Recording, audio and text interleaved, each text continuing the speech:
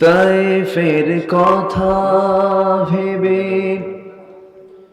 কাঁদে শুধু দুনয়ন, এমন দরদি পেতে কাঁদে মন অনুক্ষণ, কাঁদে মন অনুক্ষণ।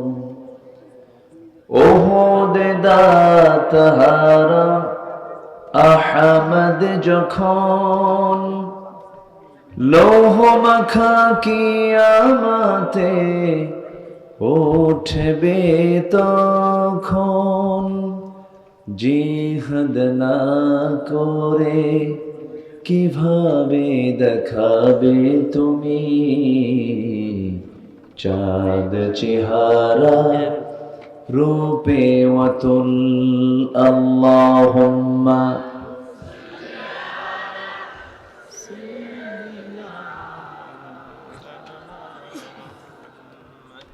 ওয়া আলা আলি।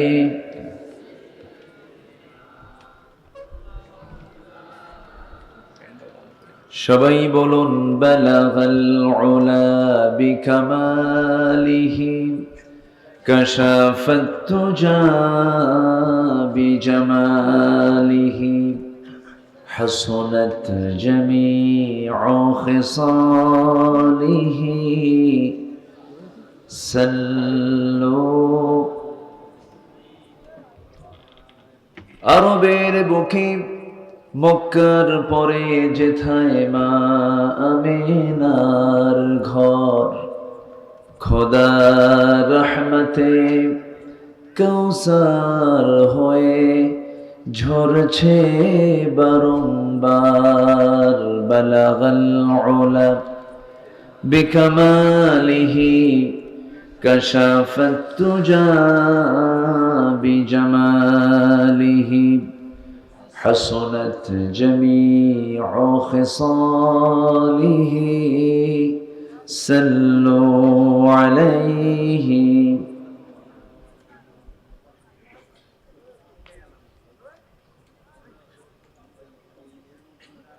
পৃথিবীর সৌন্দর্যের তালিকার অন্যতম একটি তালিকা অঞ্চল সুন্দরবন। সুন্দরবন লাগোয়া সাতক্ষীরার কালীগঞ্জের মলেঙ্গা যুব কমিটি মাহফিল ইন্তেজামে কমিটি কর্তৃক আয়োজিত প্রথম বার্ষিকী তাফসীরুল কোরআন মাহফিল 2025 30শে বৈশাখে অনুষ্ঠিত আজকের এই মহৎ আয়োজনের সম্মানিত সুযোগ্য সভাপতি জনাব GM Abdul Wahed, ex chairman মহোদয়, রতনপুর ইউনিয়ন পরিষদ, আজকের মাহফিলের বরেণ্য অতিথি উদীয়মান তরুণ ওয়েজ নন্দিত আলেমে দ্বীন আমার অনুজ মুহতারাম মাওলানা হাবিবুর রহমান হাবিবি, আজকের মাহফিলে উপস্থিত বিশেষ বরেণ্য মেহমান শ্যামনগরের কৃতি সন্তান মাওলানা আবুল হাসান যুক্তিবাদী, মঞ্চ অভিষ্ট হাজারাত উলামায়ে কেরাম, বিশেষ করে পিছনে ডান দিকে বসে আছেন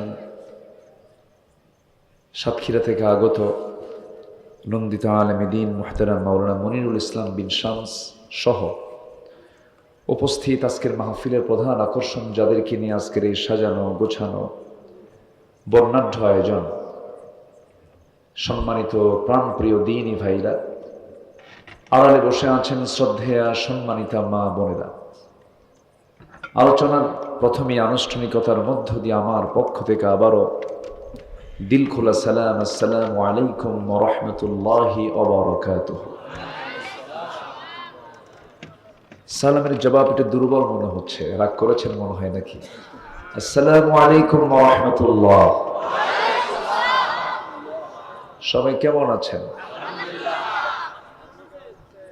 আমাকে প্রশ্ন করলেন, আজকে জবাবটা দেওয়া একটু কঠিন। আল্লাহ তাআলা যে অবস্থায় রাখেন না কেন, আলহামদুলিল্লাহ আলা কুল্লি হাল, সর্বাবস্থায় আল্লাহর শুকরিয়া আদায় করতে হয়। আজকের মাহফিলটাতে আমার না আসার ওজারত ছিল, অর্থাৎ না আসলেও আমার গুনাহ হতো না, বোঝেন নাই? মানে আমি যদি না আসতাম, এই কারণটা ছিল আমি বলতে পারতাম। কিন্তু আমার একটা অনুভূতি হচ্ছে, আমার আল্লাহ পাকের মেহেরবানি এটা, বিগত সরকারের ওই সময়ের যে সময়টুকুন আমাকে জেলখানায় রেখেছিল, ওই সময় ছাড়া কোনো মাহফিল আমার ক্যান্সেল হয়েছে আমার নিজের ইচ্ছায়, এমন কোনো মাহফিল, একটা মাহফিলের রেকর্ডও আমার জীবনে নাই। এই ২৬ বছরে আমি চেষ্টা করি মাহফিলে কথা বলতে পারি আর না পারি। একটা মাহফিলে বিয়ের অনুষ্ঠানে বরপক্ষ আসে নাই, মেয়ের অন্য জায়গায় বিয়ে হবে, সমস্যা নাই, কিন্তু মাহফিলে প্রধান বক্তা আসে নাই, কি করবেন বলেন? চরম সমস্যা। আর হুজুররা যে অসুস্থ হয় এটা বিশ্বাসও করে না। হুজুর আবার কেমন হুজুর? হুজুর নিজে অসুস্থ হয়। কি কথা বোঝেন নাই? ডাক্তার রোগী হয়ে ক্লিনিকে ভর্তি হয়ে আছে, ডাক্তার অসুস্থ। কে কেমন ডাক্তার? যার কাছে আসলাম সুস্থ হওয়ার জন্য সে নিজেই অসুস্থ।